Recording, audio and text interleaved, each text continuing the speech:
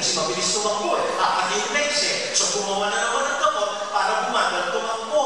Okay ba? Sa Israel po may basa ko, nag-experiment naman sila. Gumawa po sila ng manok na walang balahibo. Para hindi ka magsasay ng oras sa alis mo ng balahibo. Ano? Pag bili mo, ibabag mo lang agad prito na ayos na agad. So walang balahibo yung manok. Ang problema na, lagi siyang sinisipon. Natural mo, wala siya balahibo, isipon eh. So gumawa na naman ng gamot, para hindi siya sipon eh. Bakit no? Pinagkakalaman natin yung tumisan. O kaya yung cloning. Ay naku, ang ganda lalaking among raw. Gawa tayo ng pitong pang among raw. Para nagagalit yung bike kung saan, everyone na kailangan natin. At doon siya, hindi naman po tayo Diyos. Hindi natin trabaho ito. Hindi natin sakti mo yet we experiment with it. It is a sin. And then third, ito po mas clarito, accumulating and displaying excessive wealth. O, saya natin naman ito pinagpagulong ito ako na karapatan ko i-display ko. Yeah. So, kung may sobra kayong pera, so magbibigay ng tig-1 milyon sa mga senador. Anong kasalanan mo? Nakakasalanan na hindi 1 milyon. Ayaw nila sa kanila yan eh. Eh, sa atin yun eh. Pero pwede, sobra yun. Pero kasalanan mo, ang dami-daming Pinoy na naghihirap kay Santo nagbibigay ng tig-1 milyon. Excessive wealth. Lahat ng mga anak mo naka-hammer. Laki-laki ng bahay mo, isang kwarto lang tinitirahan mo. Hindi unnecessary display of wealth.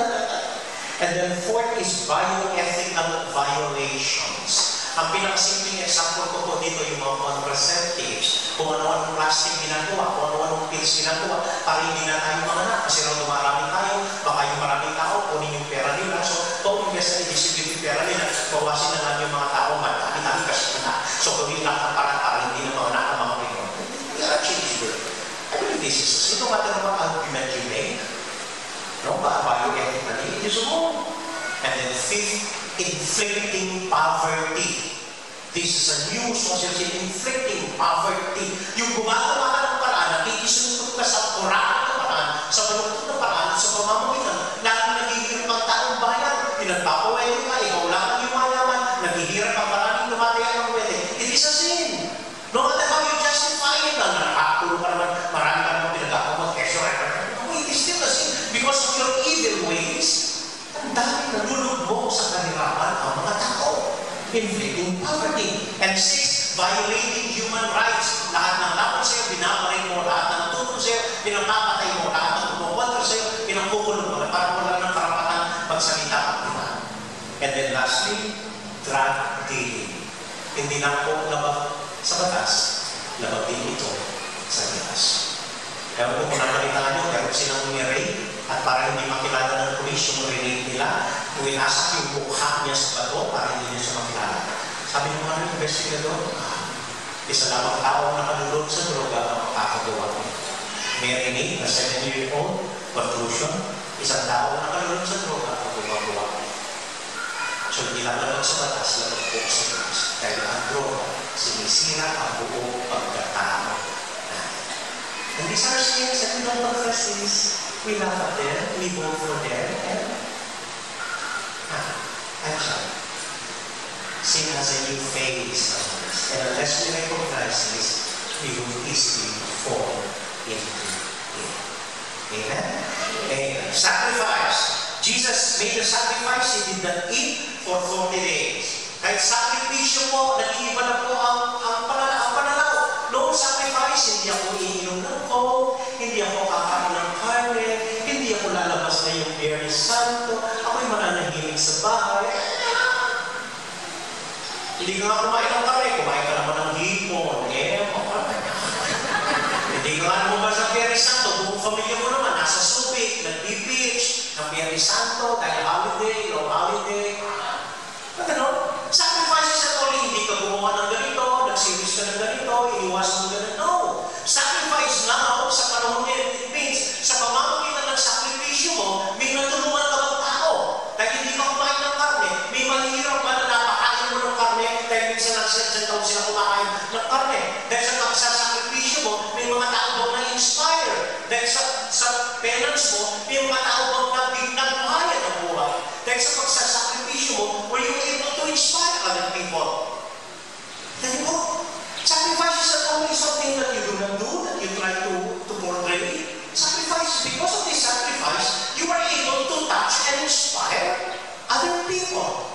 have become a better person. Yun po ang mahulugan ng sacrifice. Hindi tinitignan ni Lord anong hindi mo kinain, anong hindi mo sinamahan. Oh. How much you have touched and inspired and helped other people. Yun po ang basihan. Amen? Amen. Amen. So, ang tukso po sa tingin hindi sa forma ng bato o pagkapuno. Nung bata pa tayo, nararanasan na natin ito. Nung maliit po kami, meron kaming laro, kasama ng mga kabarkada at mga lalaki sa pagkita, kakantahan ka, aawitan ka, sige na mo, nung matapang kami, doon nagkaping bubo. Ikaw naman, para makita mo matapang ka, tatulog ka nga sa bubo, kahit mapilay ka. Okay? Sige na mo, tunay ang lalaki, salagang may kari. Ikaw naman, para hahamulin ka, para makakawin mo lalaki. Sige, himpuin mo, sundo ka na, away na. Ano naman? Sige na mo, nung lalaki kami, katutulog kayong guli sa'yan. So, tinumuruan yan, tumukan na. Ay, pakita mo lang naman ka, ihahapak ka dun sa buhay. Yun na, sundugin na. Parang ganito ang ginawa, halika kay Jesus. Sige na mo, kung Diyos ka na. Ano na dito? Kung Jesus,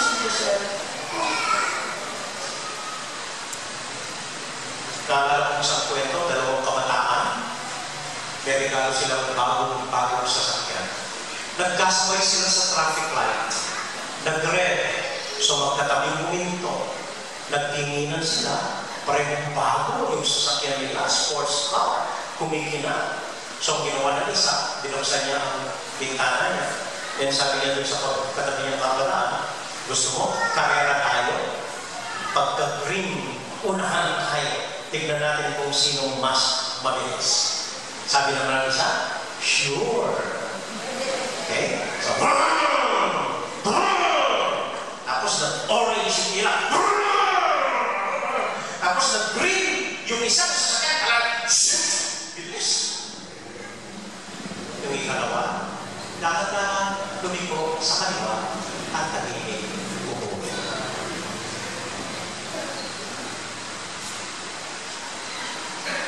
Anong panalangin natin na itinuro ng Panginoon sa our Father? Memoke paisauri in doxo. Deliver us not into temptation. Roughly translated, huwag mo kaming hayaan bumigay sa tukso. Kapag bumigay ka, tapos na. All these things, tatlo lang po ang kahulugan. Unang-una, temptation, sin, and sacrifice, hindi lang po personal, it has a social dimension. Tandaan po niya. Yung tukso, kasalanan, sacrifice, hindi lang personal. Basta okay ako, hindi ako gagawin ko. No. It has a social dimension. Ibig sabihin, halimbawa, kasalanan mo, hindi ka nagsimba, tinaman ka, pagod ka sa trabaho. So, tamad ako ngayon, hindi yung magsisimba ngayon. Yun ang kasalanan mo, hindi. Kahit tamad ka magsimba, pati buong pamilya mo, tinamad at hindi na nagsimba. At yung mga dating nakakakita sa'yo sa simbahan, nawalan din sila ng gana dahil hindi ka nagsimba. Anong kasalanan mo? Hindi ka nagsimba? Hindi. Nasa Diyos yun. Madaling makakuhaan niyo ng Panginoon pagka ang kasalanan mo dahil sa katamaran mo, naapektuhan negatively ang lahat ng tao paligid sa iyo. Sin has a social dimension. Binenta mo ang boto mo, boto ko naman ito ako, sarili ko ito, sa akin ito, sa naman lang yung pamilya ko, naman dami-dami dyan, pero basta ito, boto ko ito, sa akin ito, personal ito. No, it's a personal. Dahil binenta mo ang boto mo, yun, naupo sa Kapitolyo, isang taong kurakot na walang alam, at dahil nang bumibili siya ng boto, lalo na kurakot, para ka makabili uli ng boto. Kasalanan mo, binenta mo ang boto mo, hindi. Kasalanan mo, dahil naging bahagi ka ng bulok na sistema, kung saan bulok na politiko ang nakuto, dahil binenta mo ang boto mo. Yet, it has a social dimension. And then secondly, ang tukso, ang kasalanan, ang sacrifice, it is about doing something, but because you go through this, ay naging mas mapait ng tao. Yun po ang tinitigan ng Diyos. Hindi ko anong hindi mo kinain. Hindi ko anong sinakripisyo mo. Hindi yung dahil pero sa ito, hindi ka ito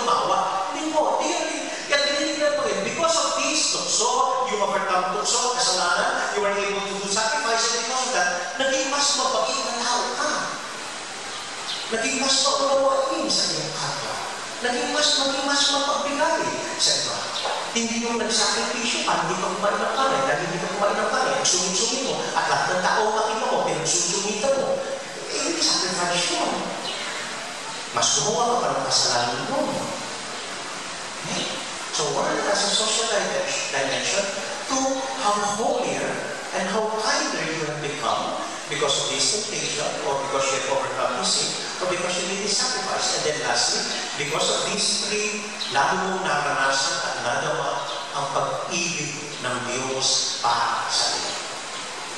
Dahil sa sakripisyo ginawa mo, naramdaman mo na mahal ka ng Diyos dahil siya ang unang nagsakripisyo para sa iyo. These are the more important things. Not the temptation we have undergone through, not the sacrifice we did, but the social awareness that we have, how a kinder person we have become, and kung paano natin nadama ang pag-ibig ng Diyos para sa atin. Amen? Amen. 2 days ago, I was watching this show on cable, The Dog Whisperer. Napapagpuan niya rin, kung saan tinuturuan ng isang lalaki kung paano mag-train ng mga aso.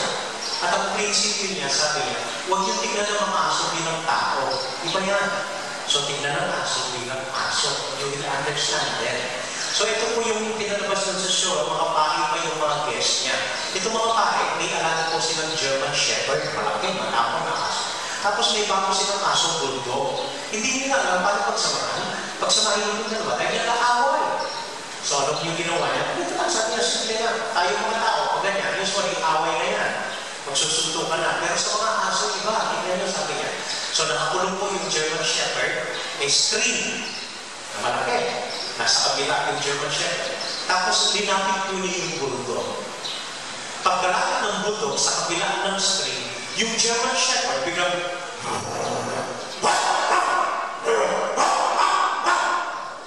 ako, parang tinatawag ako eh. So parang kung natin, takot-takot eh. Tapos yung bulldog ko, gano'n lang. Iwan kumibok, iwan umalis sa pinatay niya. Tinignan lang yung bull shepherd. Ayun lang. At yung bull shepherd, galit na pala ito. And then after a while, siguro napagod din siya. No? After a while, yung ano na.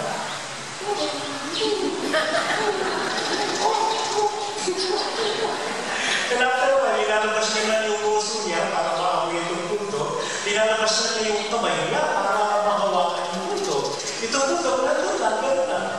Patay naman ka rin.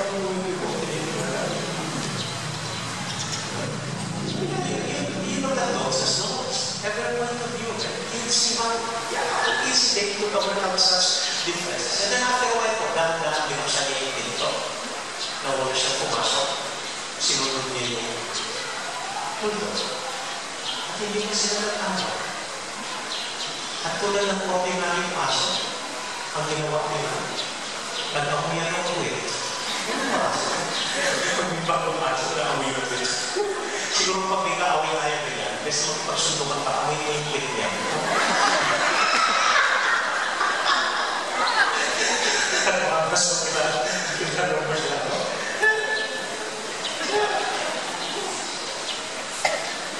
Sabi ko ako, ang doon inol sa atin, how to deal with it. Okay, by sound in this. Because I think the temptation is a bit of translation. Mas maganda po sa format. Okay, by sound.